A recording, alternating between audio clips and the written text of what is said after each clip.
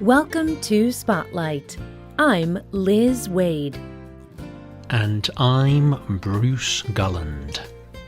Spotlight uses a special English method of broadcasting. It is easier for people to understand no matter where in the world they live.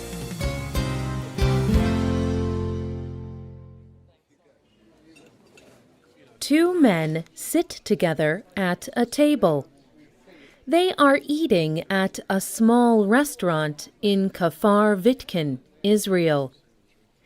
Each man holds a piece of flat bread called pita.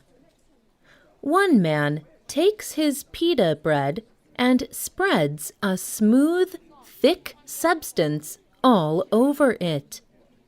The substance is a light yellow-colored food called hummus. He takes a bite and enjoys the wonderful taste.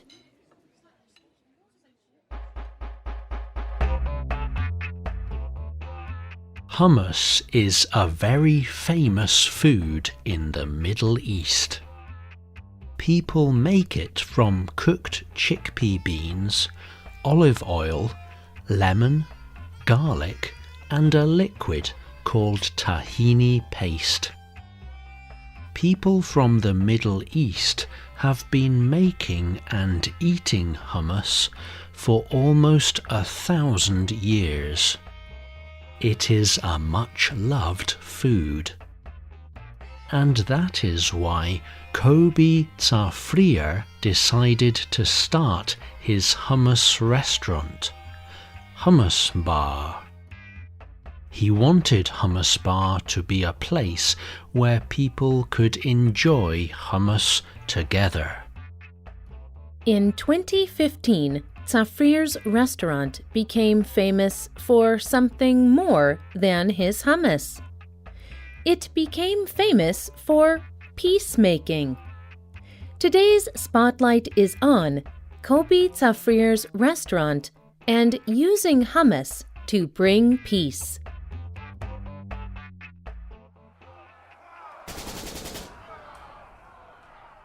In Israel, there has been a long history of conflict between the Jewish and Arab peoples.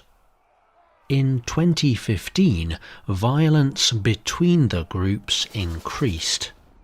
This increase in conflict concerned Tzafrir.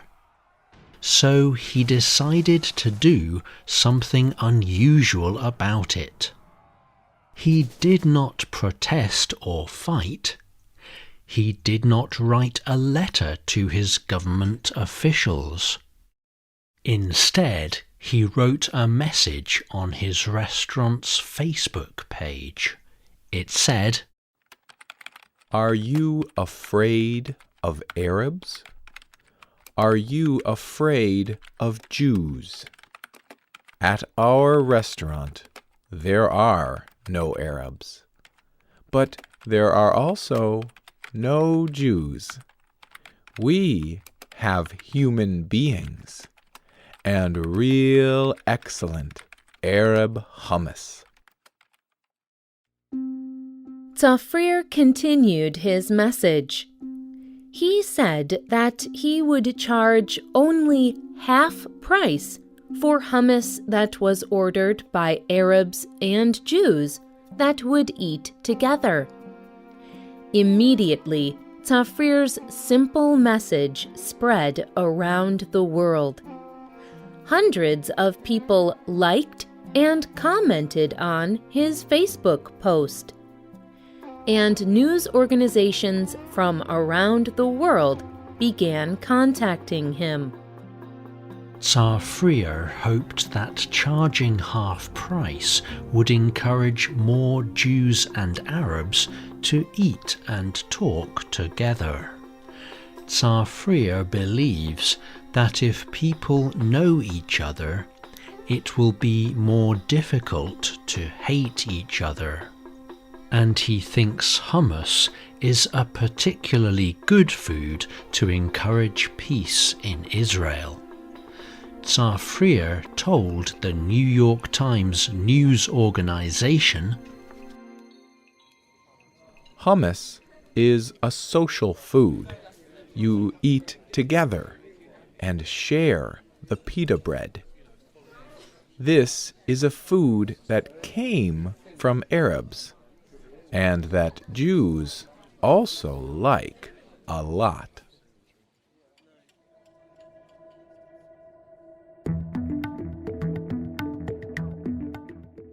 After Tsar Freer started his offer, some Arabs and Jews did come to his restaurant to eat together. This made him proud. However, he wanted to increase the number of Jews and Arabs that could eat together in his restaurant. So in 2016, Tsar Freer decided to do even more to encourage peace with his restaurant. He began raising money on a website called Indiegogo.com. On this website, people can give money to Tsar Freer's cause. They can give money to pay for an Arab and Jew to share a meal. People can also give money to pay for a bus to bring Arabs and Jews to the restaurant to share a meal together. Tsar Freer says that he will continue his offer as long as he can. He is not just trying to get more people to eat at his restaurant. His goal is much bigger. He told the New York Times, I want to keep this idea for all time. It will be the normal thing here. Maybe in a few years, everybody will forget the difference between Jews and Arabs. Maybe then I will stop.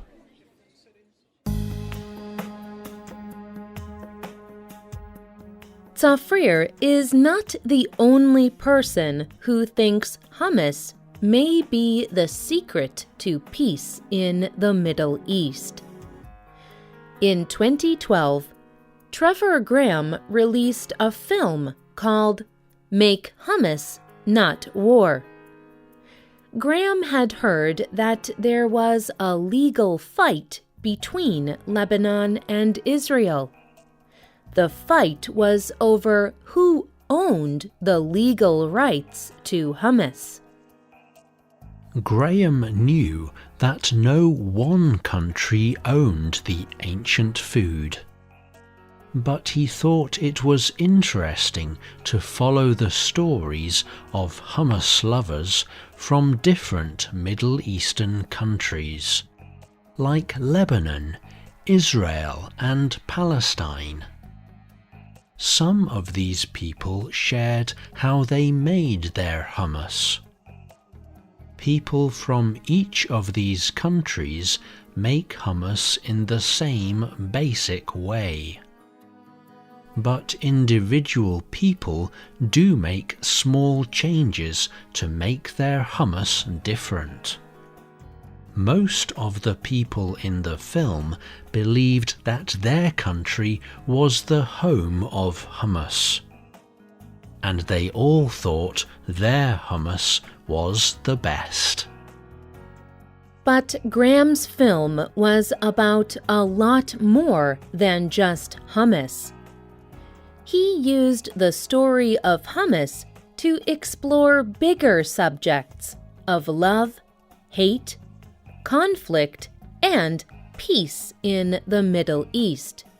He wrote, Hummus and chickpeas are a symbol of our common humanity, a symbol of our common ancient roots to live, eat, taste, and enjoy life. I wanted this movie to communicate that we have more in common than what divides us.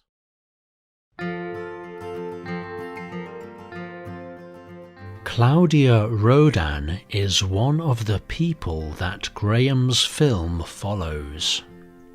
Rodan is a Middle Eastern food expert. She was born in the Middle East and grew up eating hummus. Today, she has written many books on Middle Eastern food. And she has even made a television series about cooking Middle Eastern food. In the film, she talked about the power of food. She said, "When you eat together, you cannot betray each other." Her words are very similar to a famous English language saying. It says, "It is hard to remain enemies when you have broken bread together." In this saying, the term breaking bread means to eat a meal together. So, it is difficult to remain enemies when you have eaten together. This is definitely the idea that Freer and Graham are trying to encourage. But what do you think? Do you think there is power in eating a meal together?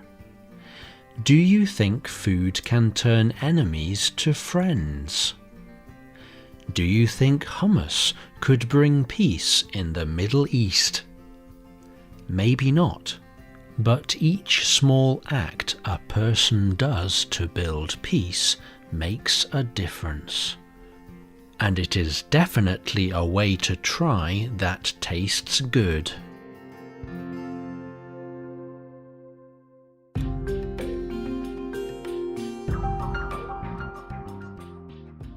The writer of this program was Robin Baselin. The producer was Michio Ozaki. The voices you heard were from the United States and the United Kingdom. All quotes were adapted for this program and voiced by Spotlight. You can listen to this program again and read it on the internet at www.radioenglish.net. This program is called Eat Hummus, Make Peace.